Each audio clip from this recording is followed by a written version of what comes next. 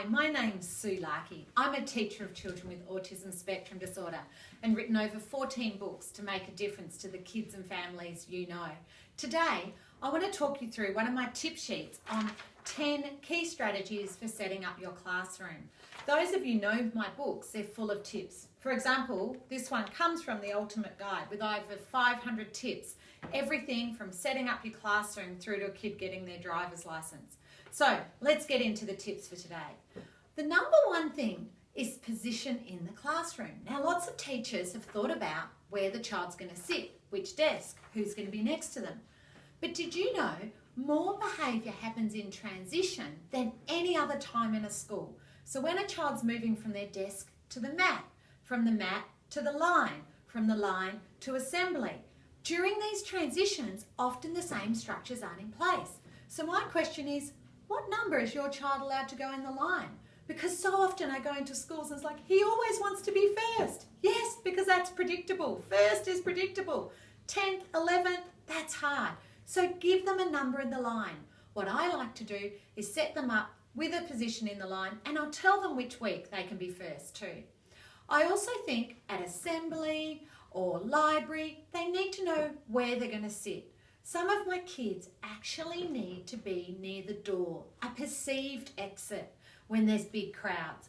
A bit like some people when they're on a plane like to know where the exits are. Over the years, I've found if a child knows where the exit is, they tend not to use it. But if they're not sure, they'll get anxious and start getting up and looking for it, or even doing behaviour so they're removed from the group. They'll do something because they know the teacher will get them up and move them out near them, which gives them the space they're seeking. Number 2, bags, tote area, lockers, boxes, all those things where there's 30 or more kids moving at one time. Unfortunately, sensory is the problem for these kids. It's the touching, the movement. So, early years and primary, if you have tote boxes, maybe look at where the child's is positioned. On the end is really great. Lockers in secondary, a lot of social things happen in locker rooms, and unfortunately bullying. Often locker areas where there's no teachers around, this is where kids on the spectrum can become easy targets. Sometimes I have to move their lockers to a quieter area, just a whole bank of lockers, or even let them have something in the library, just a tub with their books in it. But I'm just asking you to think about this stuff. One of the hardest things about working with kids on the spectrum is not every strategy works for every kid. I'm just trying to point out 10 things to think about for setting up a kid in their classroom for the kid you know. But to know someone with autism is not to know autism. So I'd ask you just think about the locker and adapt it to what you know of this kid. The other problem with tote boxes and lockers, kids on the spectrum get very messy. They need help with organisation, and this is where book boxes are fantastic. See, if I lay all these books on top of each other, it's hard to find them. But if they're standing up, can you see how much easier it is to flick through and find the book you're after? So I highly recommend, whether they're in a 5-year-old through to a 15-year-old, look at book boxes as a fantastic way to help the child find what they're looking for and not end up with that piles of mess. Number 3, writing. So many kids on the spectrum know what they want to get down, but they can't get it down because of a thing called dysgraphia. Check out my other YouTube video on dysgraphia. Lots of great information, but just some quick tips to get you thinking. Dysgraphia is the ability to know what you want to write, but your hand doesn't write as fast as you want. And one of the great things to do is to add a pencil grip. We've got 3 different types on the website. These are fantastic, the ones we have. Why? Because if you buy the cheap triangle-y ones, they're too hard and the children don't like the feel. These are lovely and soft, can go over a pen or pencil and have a lovely soft feel to them. The kids love them, so check them out. There's also pencil toppers for kids who like chewing. And can I tell you, they tend not to lose this pen because they love the fact it writes so nicely for them. Number 4, organisation. Kids on the spectrum really struggle with organisation, like I was saying with the tote boxes and the lockers. So please look at things like colour coding, sorting things out for them. So lots of my kids have on their desks some blue tack where they put their pen down like this on the blue tack, set spot for their ruler, because otherwise they lose things. And I see kids waste so much valuable learning time because of lack of organisation. Number 5 is really important, a quiet area. But please, not the timeout area, not the area you go when you're in trouble. This is often why kids on the spectrum actually don't sleep in their bedroom, because they've sent there for being naughty and then asked to sleep there. It's a confusing message if you have autism. So they need somewhere quiet they can go. It can be outside your room. It can be an alcove, an office. It can be a beanbag, somewhere they can go to seek a little bit of downtime and solitude.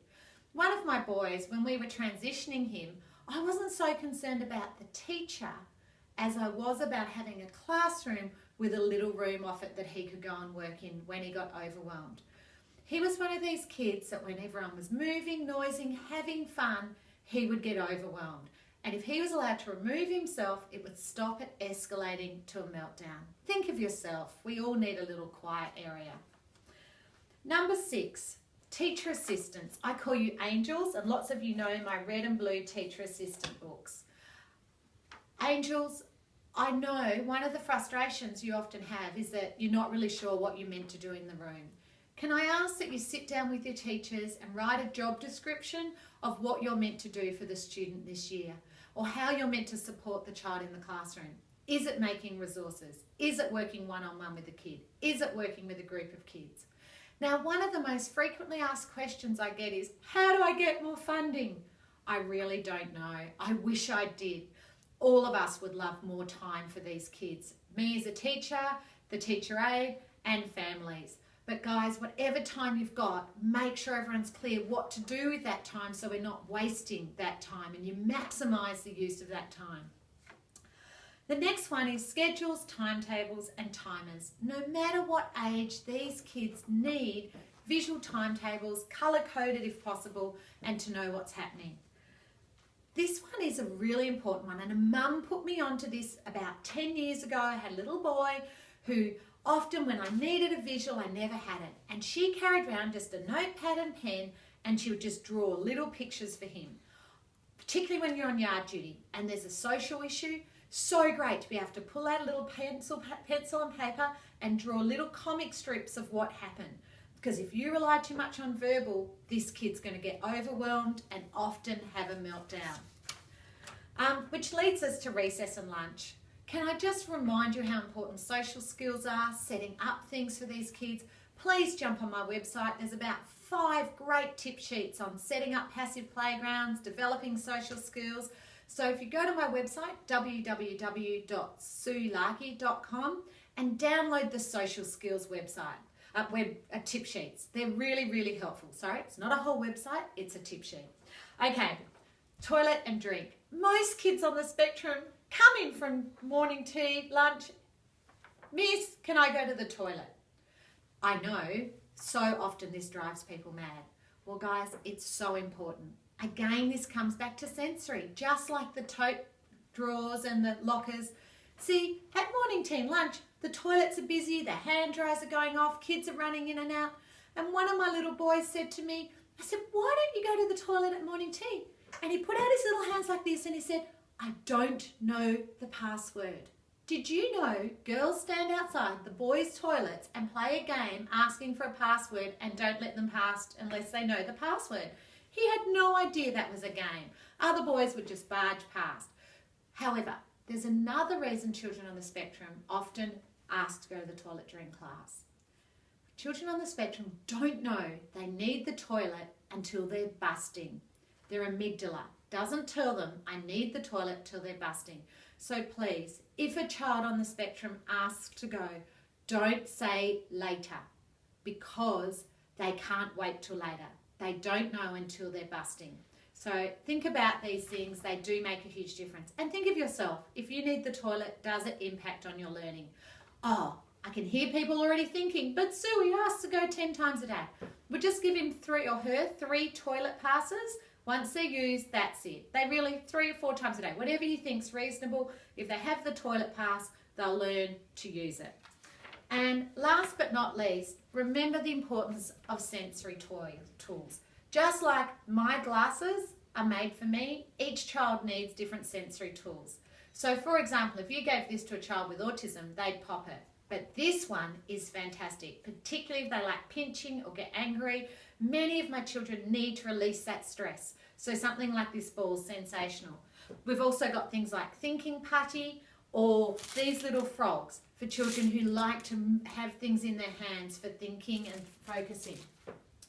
There's a range of sensory tools on the website, and there's also a great tip sheet to download on how to use the different sensory tools.